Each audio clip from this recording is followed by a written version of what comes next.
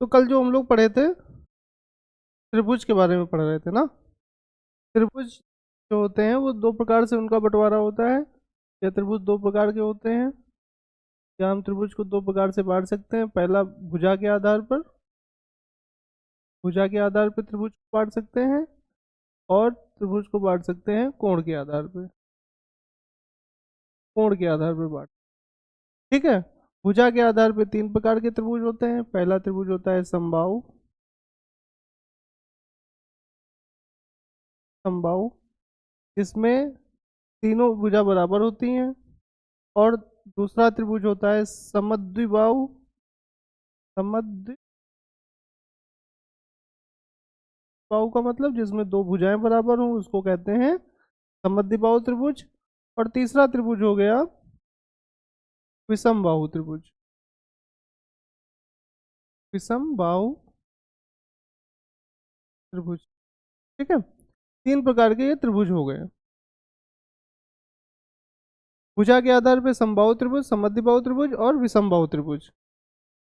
तो पहले हम लोग पढ़ेंगे समबाहु त्रिभुज।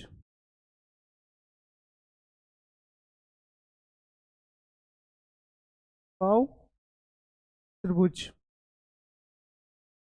समबाहु त्रिभुज। समबाहु त्रिभुज उसको कहते हैं जिसमें जिसकी तीनों भुजा बराबर होती हैं उसको कहते हैं समबाहु त्रिभुज। ठीक है। एक ऐसा त्रिभुज जिसकी तीनों भुजा बराबर हों उसको हम कहेंगे समबाहु त्रिभुज।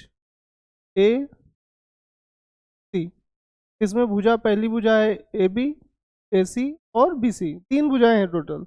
इन तीनों भुजाओं की माप बराबर है। अगर हम एक को कहते हैं ये 10 सेंटीमीटर है और ये समबाहु त्रिभुज है, तो इसका मतलब ये हुआ कि इसकी सारी भुजाएं बराबर होंगी। 10 सेंटीमीटर 10 सेंटीमीटर। ठीक है। ये समबाहु त्रिभुज हो गया। अब चूंकि तीन भुजा बराबर हैं तो तीन कोण बराबर होंगे, या तीनों कोण इसके बराबर होंगे। अगर तीनों कोण बराबर होंगे तो सारे कोणों का मान एक्स एक्स के हिसाब से अगर हम देखें, कोण ए बी सी तीनों एक्स एक्स हो जाएंगे। तो x plus x plus x मिला के हुआ कितना, 180 डिग्री।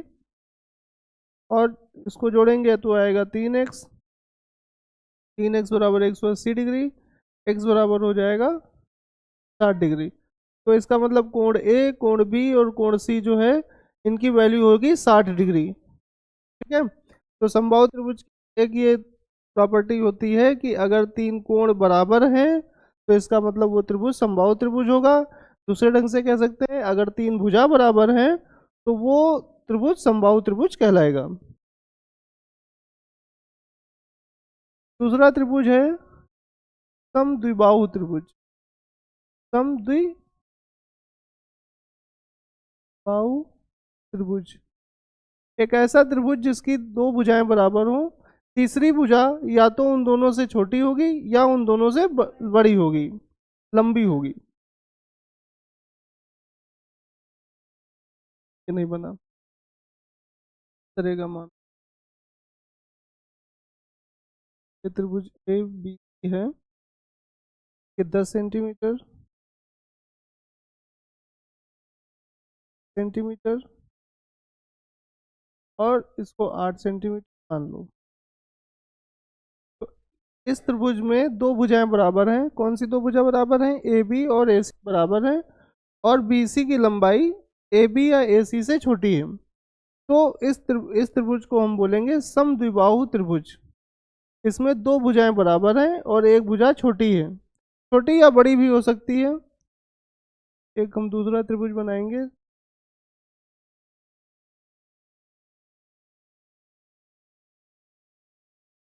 मान लो एक ये त्रिभुज है ए सी, ये 12 सेंटीमीटर है,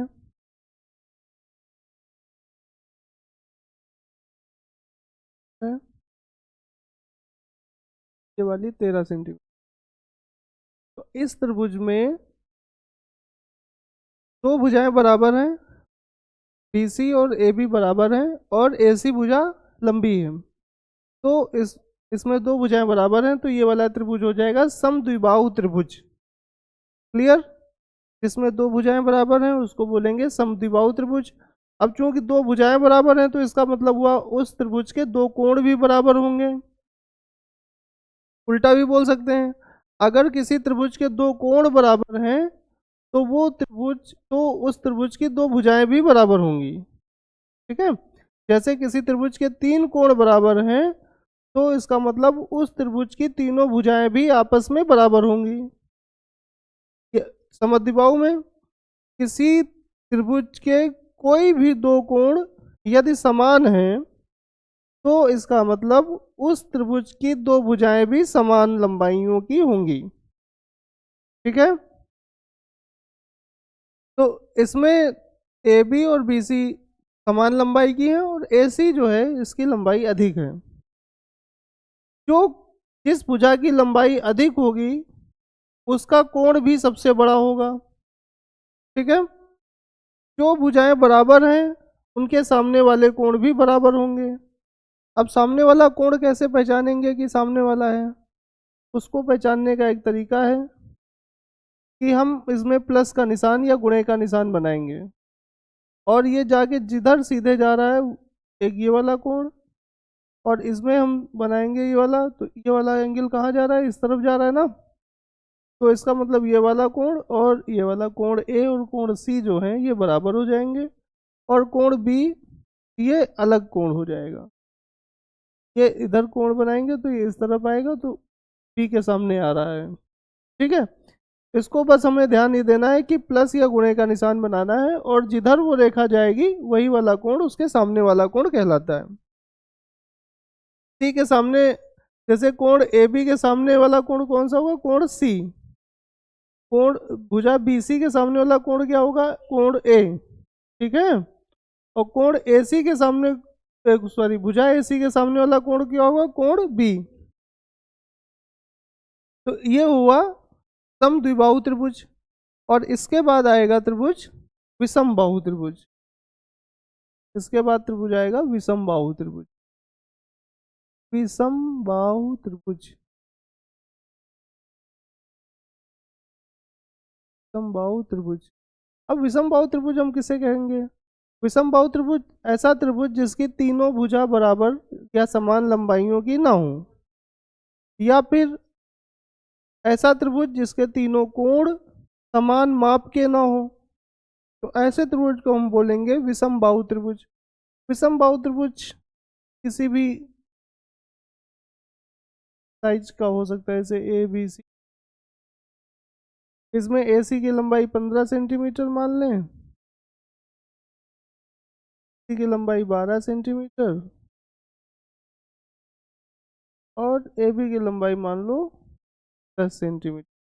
तो इसमें तीनों भुजा जो हैं इसकी अलग अलग हैं, तो इस प्रकार का जो त्रिभुज होता है उसको हम बोलते हैं विषम बाहु त्रिभुज। अब ये हुआ भुजाओं के आधार पे हमने बांटा इनको। ठीक है, त्रिभुज जो है भुजाओं के आधार पे बढ़ गए। अब त्रिभुज को कोण के आधार पे बांटना है। त्रिभुज को कोण के आधार पर बांटना है। कोण के आधार पे त्रिभुज,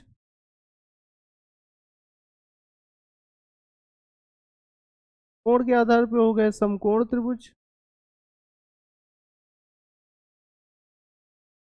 समकोण त्रिभुज हो गया, और एक हो गया अधिक कोण त्रिभुज।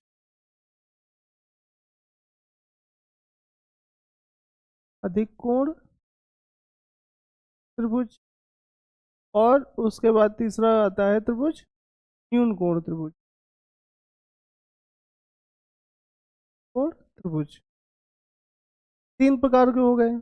समकोण का मतलब होता है एक ऐसा त्रिभुज जिसमें जिसका एक कोण समकोण हो, मतलब 90 डिग्री का कोण हो। एक ऐसा त्रिभुज जिसका एक कोण 90 डिग्री का हो उसको हम बोलते हैं समकोण त्रिभुज। समकोण त्रिभुज कुछ इस तरह बनता है,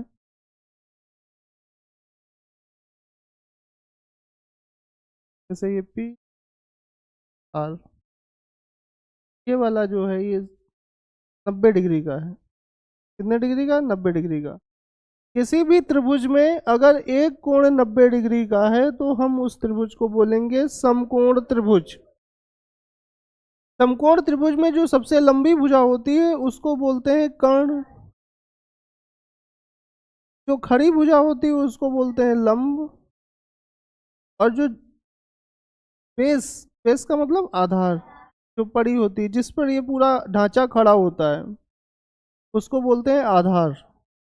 तो ये समकोण त्रिभुज हो गया। और उसके बाद आता है अधिक कोण त्रिभुज। अधिक कोण त्रिभुज जिसमें एक कोण अधिक कोण हो, एक ऐसा त्रिभुज जिसका एक कोण अधिक कोण हो।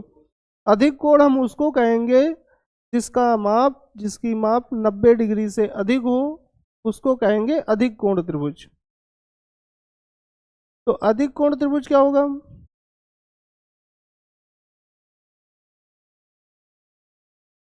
एक ऐसा कोण